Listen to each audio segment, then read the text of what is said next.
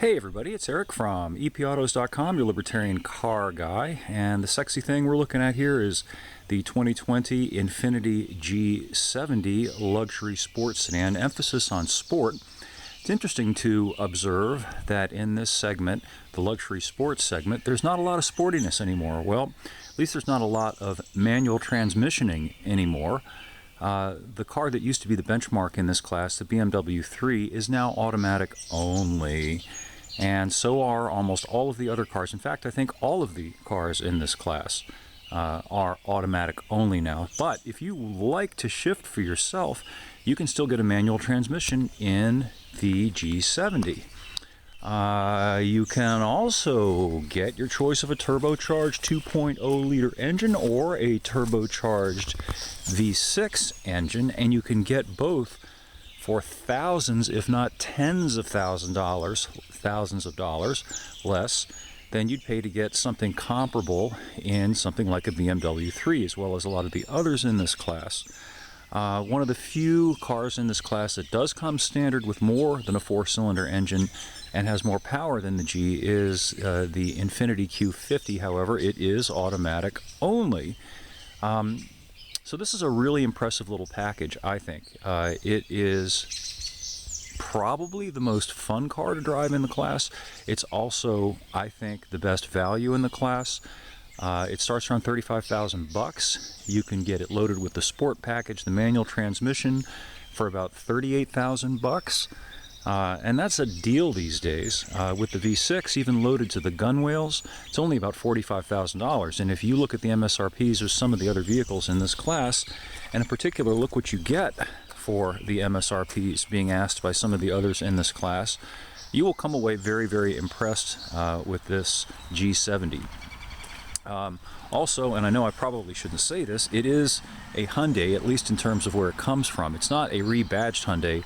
However, it is made by Hyundai Corporate, which is the parent company of Genesis, much in the same way that Lexus, or Toyota rather, is the parent company of Toyota. And the reason that I mention that is not because there's any mechanical similarity between this car and any of the Hyundais currently on the market, all of which, by the way, are front-wheel drive. This is rear-wheel drive.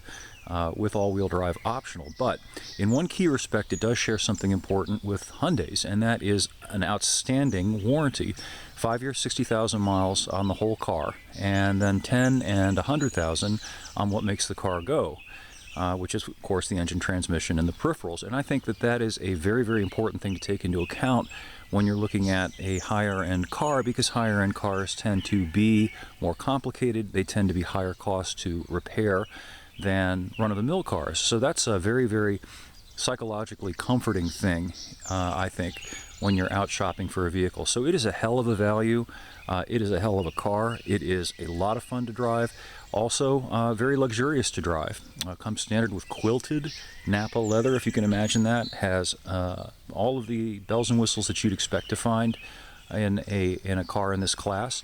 The only thing that it hasn't got that others in this class do have is a lot of trunk space. Here, let me show you. It has a very small trunk. It has about a 10.5 cubic foot trunk, really tiny but very attractive. Look at the nice little butt on this thing. 10.5 cubic feet. It's not a lot. Hang on. It's got a power trunk opener, but it's actually fairly deep. If you see how far it goes back toward the rear seats, you can actually get a fair amount of stuff in here. And bottom line, who really buys a car like this because it's got a big trunk? I guess people now shop for some of the other cars in this class based on such things, but I certainly would not. Here's a peek at the interior. Really nicely laid out. Some people, by the way, some car reviewers have knocked the center stack floating iPod displays being Hyundai-like. But you know what? If you go shop an Audi, a BMW, almost any other car in this class, they all have essentially the same thing, which probably all comes from the same Microsoft/Chinese factory somewhere. So I think that that's a pretty illegitimate complaint. One thing that's a little weird, it takes a little bit of getting used to, let me show you here, is the way they've got the shift pattern laid out. If you can see, it says reverse neutral drive, and park is a button. So instinctively, most people, when they have a floor shifter like this, will push it all the way forward and assume that it's in park. In fact, in this car, you're in reverse. You have to remember to push that park button in order to engage the park. That's just a minor blip. You get used to that within a couple of hours of driving the car. I'm really reaching here to find anything about this car to criticize. Very, very impressed with it. Really like it. Think they've done a fantastic job with it, and thoroughly recommend it to you. Anyway, I and my ear tag, like a good Corona cow, are headed out now to drive in a non-essential manner in violation of the edicts put forth by our esteemed Governor Northam. I'll have a full review of this car up on epautos.com later today, the web's best libertarian gearhead site. As always, thank you for listening, thanks for reading, thanks for supporting the site, and we'll catch up with you again soon.